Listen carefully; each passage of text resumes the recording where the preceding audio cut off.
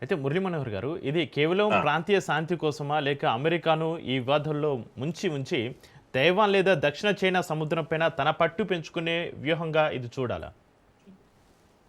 మురళీ ఇది మనోహర్ గారు. America, China యొక్క ఏమంటాము ఒక కాంపిటీషన్ అది. హ్మ్. సూపర్ పవర్‌గా ఎదుగుతున్నటువంటిది చైనా. కనుక అమెరికా ఎంత డౌన్ అయితే చైనాకు అంత మేలు. కనుక ఓ రకంగా మనం చెప్పాలంటే ఈ యుద్ధంను పక్కన ఉండి ఎంజాయ్ చేస్తుంది చైనా. హ్మ్. ఎందుకంటే అమెరికా ఎంగేజ్ అయితే యుద్ధంలో ఎంగేజ్ అయితే ఆర్థికంగా కుంగిపోతుంది అది. ఎంత అంటే ఒక యుద్ధంలో దిగినప్పుడు మనకు అర్థమవుతుంది ఎన్ని సమస్యలు ఉంటాయని. కనుక అమెరికా అనేకమైన సమస్యల్లో ఇరుక్కుపోయింది ఇప్పుడు. కనుక దాని యొక్క ఆర్థిక మాంద్యం వైపు పరిగెత్తుతుంది అమెరికా. అదే కోరుకుంటుంది చైనా. కనుక అసలు ఒక యుద్ధ నీతి ఉంది చక్రి గారు. హ్మ్. ఎప్పుడైనా శత్రువు తప్పు చేస్తుంటే యుద్ధ నీతి ఏం చెప్తది అంటే నిశ్శబ్దంగా ఎదురు చూస్తుండడం. సినిమాని చూసేటట్టుగా చూస్తూ ఉండాలి. అది యుద్ధ నీతి అన్నట్టు. అందుకే చైనా ఇప్పుడు ఏం చేస్తుందంటే హ్మ్. నిశ్శబ్దంగా తమాషాను చూస్తుంది. ఓకే. ఆహ్, తప్పు చేస్తుంది. అమెరికా తప్పు చేస్తుందని తెలుసు. హ్మ్. తప్పు చేయాలి అని కోరుకుంటుంది చైనా. తప్పు చేసి అది ఇరుక్కుపోయింది. హ్మ్. ఇరుక్కుపోవడం ఎంత దూరం వెళ్ళిపోయింది మనం చూస్తున్నాం. ఇప్పుడు అంటే ఇప్పుడు తన దగ్గర ఉండి ఏ రోజు కూడా నాటో కంట్రీస్ లేకుండా అమెరికా యుద్ధం చేసిందా చక్రి గారు? లేదు. బ్రిటన్ అంటే పక్కల ఏ యుద్ధమైనా యూకే పక్కల ఉండేది. ఈసారి యూకే లేదు కదా! మొత్తం నాటోనే లేదు.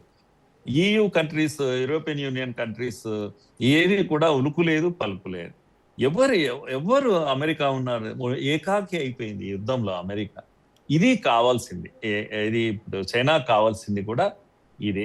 ఎప్పుడెప్పుడు ఈ ఈ ఈ పరిస్థితి వస్తుందో వెంటనే ఇప్పుడు ఆపరేషన్ స్టార్ట్ చేసింది చైనా. ఈ గల్ఫ్ కంట్రీస్ అన్నీ కూడా అమెరికా మద్దతుతో ఉన్నాయి ఇంతకాలం. హ్మ్. కనుక గల్ఫ్ కంట్రీస్ చేస్తున్న పెద్ద గొప్ప పని ఏంటి అంటే అమెరికాకు పెట్రో డాలర్స్ ను అంటే మీ పెట్రోలియం వ్యాపారం అంతా కూడా డాలర్స్ లో చేస్తుంది.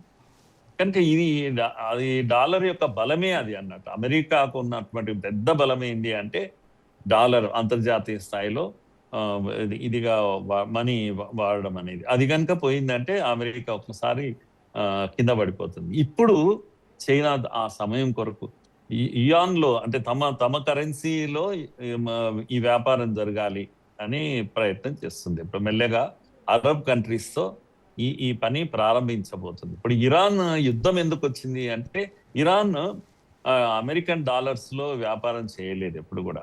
తన పెట్రోలియం ప్రొడక్ట్స్ చమురును అమ్మేటప్పుడు ఒప్పుకోలేదు. అమెరికాను ఏమంటాము ఎదిరించింది తాను. ఒక్క ఇరానే అలా ఎదిరించింది. ఇంకెవరు అట్లా ఎదిరించలేదు. అందుకే యుద్ధాన్ని ఎదుర్కొంటుంది ఈరోజు. రేపు గల్ఫ్ కంట్రీస్ అన్నీ కూడా ఆ లైన్‌లోకి వస్తున్నాయనేది ఇప్పుడు మనకు వినబడుతున్నటువంటి మాట. కనుక యుద్ధ నీతిలో మొత్తం ఈ ప్రపంచం అంతా వేచి చూడాల్సిన విషయం ఏమంటే, హ్మ్. ఒక్కసారి డాలర్ యొక్క మారకం తగ్గిపోయి ప్రపంచంలో ఇయాన్‌లోకి అంటే చైనా యొక్క కరెన్సీలోనికి గనుక షిఫ్ట్ అయిపోయిందంటే హ్మ్. మొత్తము చైనా సూపర్ పవర్‌గా ఎమర్జ్ అయిపోతుంది. అమెరికా డౌన్ అయిపోతుంది. ఒక్క సముద్రమే గాదు. దీంట్లో ఈ పాలిటిక్స్‌లో ఉన్నదేందంటే, మనకు అనేక లాభాలు ఉన్నాయి. యెస్. మొత్తం షిఫ్ట్ అయిపోతుంది. ప్రపంచం యొక్క ఇవన్నీ కూడా రూపు మారిపోతుంది. మన చుట్టూ ఉన్న గల్ఫ్ కంట్రీస్ అమెరికాతో ఉన్నాయి. రేపు చైనాతో నిలబడతాయి. దీన్ని మనం ఊహించను కూడా ఊహించలేము. Russia, China and Gulf countries అన్నీ ఒక ఒక వైపు వచ్చేసినాయంటే ఆహ్, గ్లోబల్ పాలిటిక్స్ అన్నీ గూడా మారిపోతాయి. ఇప్పుడున్నటువంటి పరిస్థితి ఉండదు. కానీ అది ఓ రకంగా మనకు లాభమా? నష్టమా? అంటే చెప్పలేం. మనకు కూడా థ్రెట్టే కావచ్చు. ఎందుకంటే చైనా ఎంత బలంగా ఉంటే మనకు కూడా థ్రెట్టే. చైనాతో స్నేహం చేయడం గూడా కష్టం. చైనా ఆహ్, నా అంటే నమ్మకం లేని పార్ట్నర్ అది. చైనా ఇప్పుడు గూడా రష్యా నమ్మదగ్గ మళ్ళా దేశం గాదు మొత్తానికి. ఎప్పటికీ నమ్మదగిన హ్మ్. దేశం కాదు. మనకు రష్యా చాలా నమ్మదగిన దేశము. అవును. అందుకని మనము గ్లోబల్ పాలిటిక్స్ అనేవి టాప్సీ టర్వీ అంటాం. అంటే ఉల్టా పుల్టా అయిపోతాయని హ్మ్. అనుకోవచ్చు చక్రి గారు. హ్మ్. అయితే ఇక్కడ మురళీ మనోహర్ గారు, ఇంతకుముందు మీరు చెప్పినట్టుగా చైనా తన పేరు బయటికి రాకుండా ఇతర దేశాల ద్వారా ఆయుధాలు పంపుతుందని వార్తలు వస్తున్నాయి. మీరు చెప్పినట్టుగా ఒకవేళ ఇవి నిరూపితం అయితే చైనా పైన అంతర్జాతీయ ఆంక్షలు విధించే అవకాశం ఏమైనా ఉంటుందంటారా?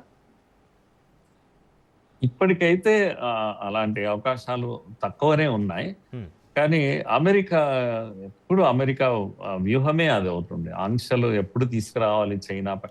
ఇప్పుడు మొన్న టారిఫ్‌తో చైనాను మనల్ని అందరిని బెదిరించింది. అయితే మనం లొంగలేదు, గట్టిగా నిలబడ్డాము. చైనా ఏం చేసింది? లొంగకుండా ఉండడమే కాదు, ఉల్టా బెదిరించింది. కనుక ఈ క్రిటికల్ ఏవైతే ఉంటాయో వీటిని మెటీరియల్‌ను వాళ్ళకు మేము ఇవ్వమని చెప్పేసింది. దానికి రేర్ ఎర్త్ మెటీరియల్ అంటాం. రేర్ ఎర్త్ మెటీరియల్ అనేది చైనా దగ్గర ఎక్కువ ఉంది. అది లేకపోతే ఇప్పుడు చిప్స్ లాంటివి మొత్తం ఈ కమ్యూనికేషన్స్ మొత్తం దెబ్బతింటాయి. కనుక చైనానే సప్లై చేస్తుంది ప్రపంచవ్యాప్తంగా. హ్మ్. మీ ఇష్టం వెళ్ళండి అని ఆపేస్తామని చెప్పేసింది. ఒక్క దెబ్బకు లైన్‌లోకి వచ్చేసింది. టారిఫ్ తగ్గించుకున్నది. చైనాతో చేతులు కలిపింది అమెరికా. అటువంటి అంటే భవిష్యత్తులో అటువంటిది ఏదైనా ఉంటే ఆ భయం ఎప్పటికీ అమెరికాకు ఉంటుంది చైనా అంటే. అందుకని ఇప్పటికిప్పుడు కొంపలు మునిగేది లేదు గానీ మీరన్నట్టుగా హ్మ్. ఆంక్షల అవకాశమే వస్తే మొట్టమొదట విధించేదే చైనా పైన. ఎందుకంటే ఓకే. అమెరికా ఎప్పుడు కూడా ఓర్వలేదు. చైనా డెవలప్ కావడం అనేది ఓర్వలేని విషయం కనుక మీరన్నది జరుగుతుంది. కానీ సమయం కావాలి దానికి. అయితే మనోహర్ గారు, అధ్యక్షుడు ట్రంప్ చైనా పాత్రను పరోక్షంగా అంగీకరించారు. కానీ అధికారికంగా ప్రకటించలేదు. చైనా పైన ఆధారపడడం అమెరికా బలహీనతను సూచిస్తుందా? లేక ఇది ఒక కొత్త తరహా దౌత్యంగా చూడాలా? మనోహర్ గారు. అమెరికా అంటే ట్రంప్ అఫీషియల్‌గా మాట్లాడలేదు గానీ అనఫీషియల్‌గా అయితే అనేసాడు. అవును. తర్వాత అనేక వార్తా కథనాలు అంతర్జాతీయ స్థాయిలో వచ్చాయి. పాకిస్తాన్ ఎక్కడెక్కడ ఇచ్చేస్తుంది, ఇరాన్‌కు మద్దతిస్తుంది, ఎన్ని రకాల వెపన్స్ ఇస్తున్నాయి. ఇవన్నీ కూడా బయటికొచ్చినాయి. ఏవి కూడా ఏమి ఆగలేదు. అన్నీ కూడా బయటికొచ్చాయి. కాకపోతే అఫీషియల్‌గా చేయాలంటే ఎవిడెన్స్ చూయించాల్సొస్తుంది. వైరము అంటే ఓపెన్‌గా యుద్ధానికి ఓపెన్‌గా డిబేట్‌కి దిగాల్సొస్తుంది.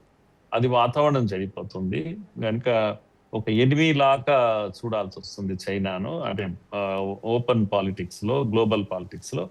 అన్నిటికి మళ్ళా ఇప్పుడు తాత్కాలికమైన ఎన్నో సమస్యలొస్తాయి గనక అఫీషియల్‌గా చేయలేదు. కానీ అనఫీషియల్‌గా అయితే రివీల్ చేసింది. ఆ భయంతోనే చైనా గూడా కాస్త తగ్గింది. తగ్గడమే కాదు అసలు. చైనా ఇది యుద్ధం ఇంకా ముందుకెళ్తుంది. చాలా నష్టం జరిగే ప్రమాదం కూడా కనిపిస్తోంది. అందరికీ ప్రపంచ మానవాళికే. పైగా మనకు ఇంటర్నల్‌గా తెలుస్తున్నది ఏంది అంటే అణుయుద్ధం వైపు కూడా అడుగులు పడతా ఉన్నాయి మెల్లమెల్లగా. అసలు ఇజ్రాయెల్ ఎంత సీరియస్‌గా ఉంది అంటే ఏ క్షణము ఇరాన్ పైన అణుబాంబు వేస్తుందో అనేటువంటి టాక్స్ కూడా ఉన్నాయి. హ్మ్. కాకపోతే అమెరికాను కాదని ఆ పని చేయలేదు గనుక ఎదురు చూస్తుంది. ఓకే. చేస్తే పరిణామాలు వేరే ఉంటాయి. ఎందుకంటే ఒకవేళ అది చేసిందనుకోండి, తప్పకుండా ఇరాన్ దగ్గర లేదు, అణు ఆయుధం లేదు అని అనుకోవడానికి వీల్లేదు. హ్మ్. ఒకవేళ అటు ఇటు ఉన్న టెక్నాలజీ కాస్త హెల్ప్ ఉన్నా చైనా ఓపెన్‌గా బయటకొస్తుంది. అప్పుడు తప్పకుండా వరల్డ్ వార్ సైడ్ వెళ్ళాల్సినటువంటి ఒక పరిస్థితి వస్తుంది. అందుకే అమెరికా తగ్గి ఉండడం, గట్టిగా బయటికి చెప్పలేకపోవడము. ఏమంటామంటే బ్రేకింగ్ పాయింట్ వరకు వెళ్ళరు ఇటువంటి దాంట్లో. కొద్దిగా సహనంతోనే ఉంటారు. చైనా అయినా, అమెరికా అయినా, ఇంకే దేశమైనా లిమిట్స్ దాటి వెళ్ళడం వల్ల వచ్చే పరిణామాలు విపరీతంగా ఉంటాయి కనుక హ్మ్. చెప్పడం లేదు.